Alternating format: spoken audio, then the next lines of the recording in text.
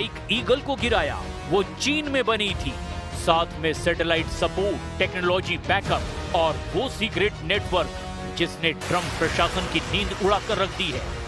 सोचिए, जिस F-15 को दुनिया के सबसे घातक लड़ाकू विमानों में गिना जाता है, जिसे अमेरिका अपनी एयर पावर की शान मानता है, उसे ईरान ने मार गिराया। तो क्या अमेरिका की तकनीकी बादशाहत को पहली बार इतनी बड़ी चुनौती मिली है? क्या चीन पर्दे के पीछे से ईरान को सुपर पावर बना रहा है? चीनी मिसाइल वाले दावे से अमेरिका में हड़कंप मचा हुआ है।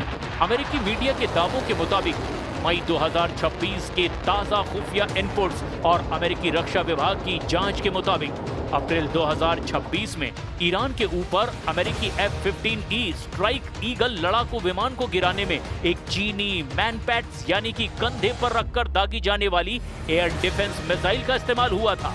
खुफिया सूत्रों के मुताबिक ये चीन की QW सीरीज जैसे कि QW-18 या QW-19 वैंगगार्ड या फिर FN-6 मिसाइल का अपग्रेड वर्जन है। अमेरिकी खुफिया रिपोर्ट के आधार पर अमेरिकी मीडिया CNN ने अप्रैल 2026 में एक रिपोर्ट में दावा किया कि चीन ने इन मैनपैड्स मिसाइलों की खेप को सीधे देने की बजाय थर्ड कंट्रीज यानी कि तीसरे देशों के जरिए गुप्त रूप से ईरान तक पहुंचाया, ताकि इन पर लगी चीनी सील को छुपाया जा सके। ये मिसाइलें कम ऊंचाई पर उड़ने वाले लड़ाकू विमानों, हेलीकॉप्टरों और ड्रोन के लिए बेहद घातक है।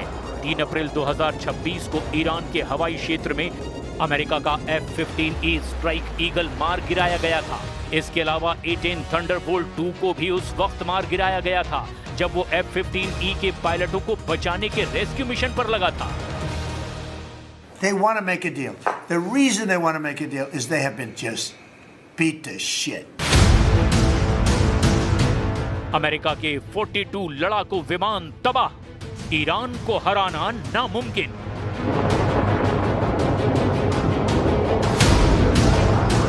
अमेरिका और इजराइल भी इस बात से हैरान हैं कि कैसे ईरान उनके एडवांस फाइटर जेट F-15E या फिर F-35 को काफी हद तक नुकसान पहुंचा चुका है।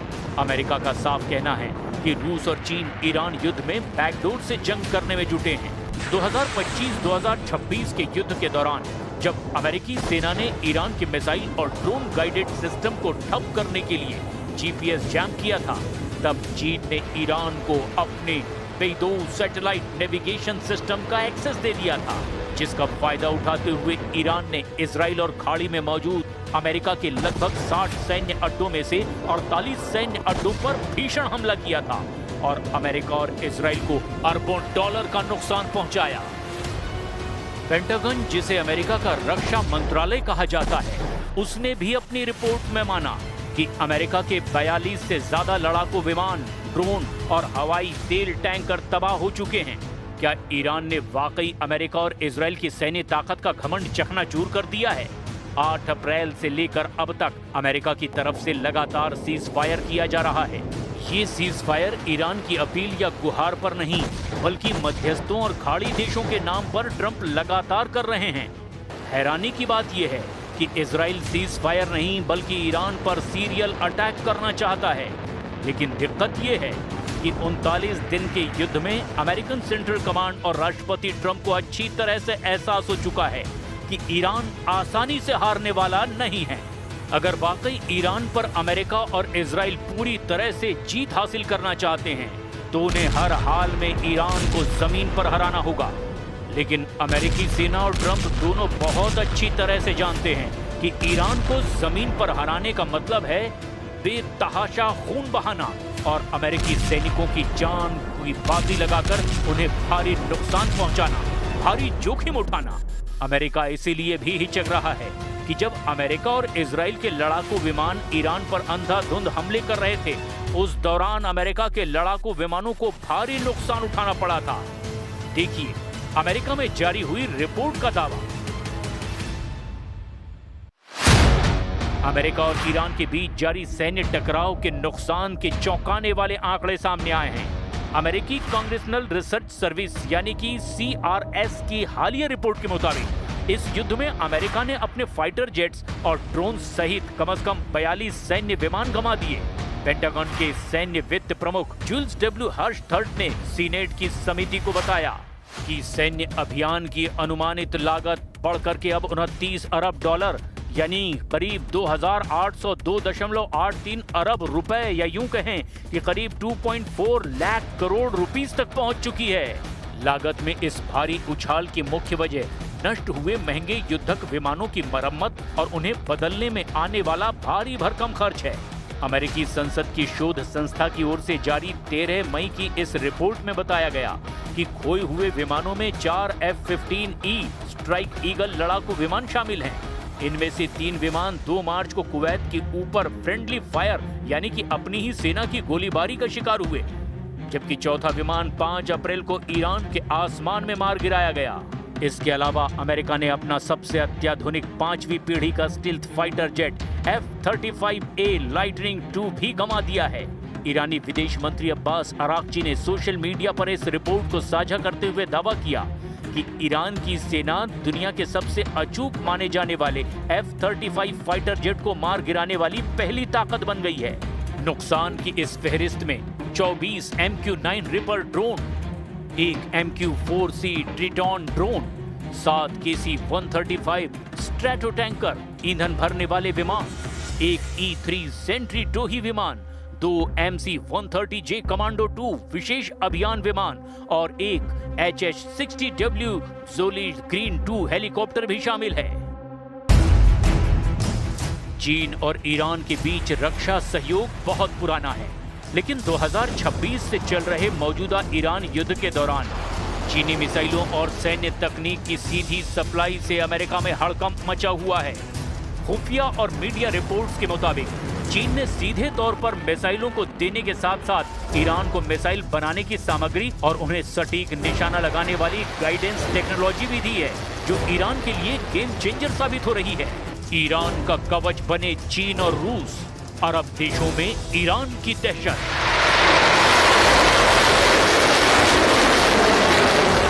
आधुनिक युद्ध का तरीका बदल चुका है।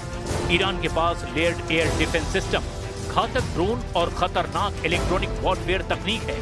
अमेरिका ने सोचा था कि वो हवाई हमलों से ईरान को तुरंत घुटनों पर ले आएगा, लेकिन ईरान के काउंटर अटैक ने अमेरिका के महंगे और हाई वैल्यू मिलिट्री एसेट्स को भी निशाना बनाकर उसे भारी आर्थिक और मानसिक चोट पहुंचाई है। ऐसे में सवाल ये उठता है कि ईरान पर हमला करने से ट्रंप हिचक क्यों रहे हैं? इसके पीछे के कई बड़े कारण बताए जा रहे हैं। सऊदी अरब, कतर और संयुक्त अरब अमीरात यानी UAE के नेताओं ने ट्रंप से सीधे बात करते हुए इस हमले को अब कुछ और दिनों के लिए रोकने की अपील की है। खाड़ी देशों को दरअसल डर है कि अगर अमेरिका ने बड़ा हमला किया तो ईरान उनके तेल कुओं और न्यूक्लियर प्लांट्स जैसे कि UAE का बराक न्यूक्लियर प्लांट भी बुरी तरह से नष्ट कर देगा। और ट्रंप चाहते हैं कि युद्ध बहुत जल्दी खत्म हो जाए, लेकिन उनकी मांग है कि ईरान अपना सारा संवर्धित यूरेनियम अमेरिका को सौंप दे और 20 साल के लिए न्यूक्लियर प्रोग्राम ही अपना बंद कर दे। ईरान इसके लिए बिल्कुल तैयार नहीं है। ट्रंप अमेरिकी जनता को ये दिखाना चाहते हैं कि वे युद्ध रोकने वाले नेता हैं। इतने कम समय में 29 अरब डॉलर का नुकसान और F-35 जैसे विमान का गिरना ट्रंप की डिसिसिव विक्ट्री यानी कि निर्णायक जीत के नैरेटिव को कमजोर कर रहा है। हालांकि ट्रंप ने सेना को पूरी तरह से तैयार रहने को कहा है। उन्होंने ईरान को वीकेंड तक का अल्टीमेटम दिया है कि या तो ईरान डील के टेबल पर आए वरना अमेरिका फुल स्केल असॉल्ट करेगा। लेकिन ईरान के तेवर और ताकत में हुई बढ़ोतरी ने अमेरिकी सेना और ट्रंप दोनों को हैरान कर दिया है। ईरान की सरप्राइज तैयारी और खुफिया इनपुट ने अमेरिकी और इजरायली खुफिया एजेंसियों को भी हैरान करके रख दिया है। ईरान के विदेश मंत्री अब्बास अराक्ची और सैन्य प्रवक्ताओं के बयानों से अब खुफिया एजेंसियों को जो इनपुट्स मिले हैं उसके मुताबिक ईरान किसी बड़े हमले का जवाब देने के लिए सरप्राइज वॉरफेयर रणनीति तैयार कर चुका है। ईरान के सैन्य प्रवक्ता मोहम्मद अकरमानिया ने चेतावनी दी है कि यदि दोबारा हमला हुआ तो ईरान नए हथियारों और नई पद्धतियों के साथ नए मोर्चे खोलेगा।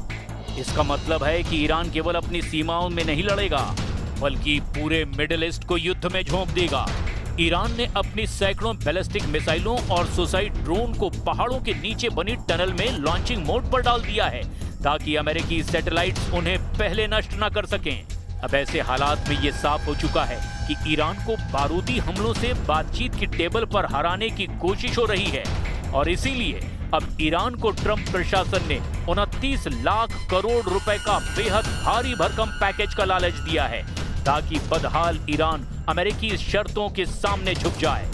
अब देखना होगा कि ईरान ट्रंप की शर्तें और डील को मानता है या नहीं।